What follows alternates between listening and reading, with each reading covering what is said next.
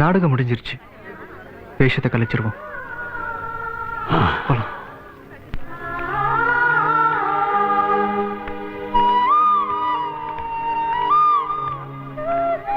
நீ போய் ஊருக்கு டிக்கெட் எடு. நான் அதுக்குள்ள ட்ரெஸ் எல்லாம் பேக் பண்ணிடுறேன். நீ வந்தது மழை வந்தது நெஞ்செங்கும் ஆனந்தம். நீ பேசினால் என் சோலையில் எங்கெங்கும் பூவாசம். இல்லைங்க, எனக்கு இந்த கல்யாணத்துல இஷ்டம் இல்ல.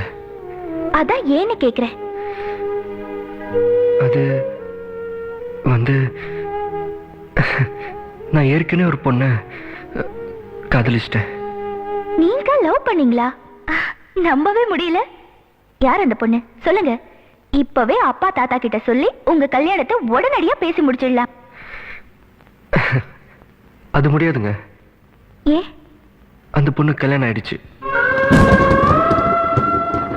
ஆமாங்க, நான் தான் அந்த பொண்ணை லவ் பண்ணேன். ஆனா அந்த பொண்ணை என்ன லவ் பண்ணல. வேற ஒருத்தரை காதலிச்சு அவரே கல்யாணமும் பண்ணிக்குச்சு. உங்களை விட்டு இன்னொருத்தரை லவ் பண்ணிருக்கான்னா அந்த பொண்ணு உண்மையிலேயே அன்லக்கி தான். இல்லைங்க, அந்த பொண்ணு லக்கி தாங்க. நான் தான் அன்லக்கி. இல்லைன்னா நான் லவ் பண்ணது அந்த பொண்ணுக்கு தெரியாம இருக்குமா?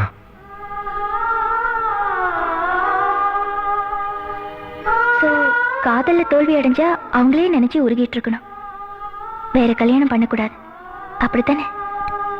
தோல்வி அடையறதுக்கு காதல் ஒன்றும் பரீட்சை இல்லைங்க. அது ஒரு feeling.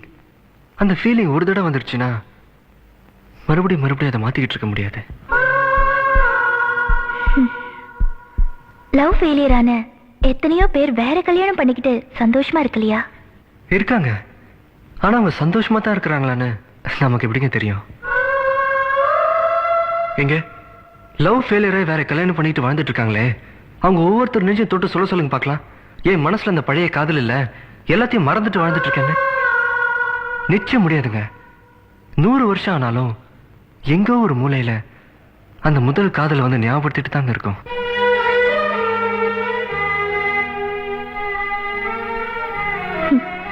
After all one side லவ்வுக்கு போய் இப்படி ஃபீல் பண்றீங்களே. ஒரு செடியில எத்தனை பூ பூக்குது? ஒரு பூ உதிர்ந்தா இன்னொரு பூ பூக்குறது இல்ல? வாஸ்தவம் தாங்க. ஆனா உதிர்ந்த பூவை மறுபடியும் எடுத்து ஒட்டவேங்க பார்க்கலாம், முடியாது. அது மாதிரிதாங்க காதலும். சில பேருக்கு அது செடி மாதிரி, ஒன்று போச்சுன்னா இன்னொன்று. சில பேருக்கு அது பூ மாதிரி, ஒரு தடவை பூத்து உதிர்ந்ததுன்னா அவ்வளோதாங்க, மறுபடியும் எடுத்து ஒட்ட வைக்க முடியாது. அது மாதிரிதாங்க என் காதலும்.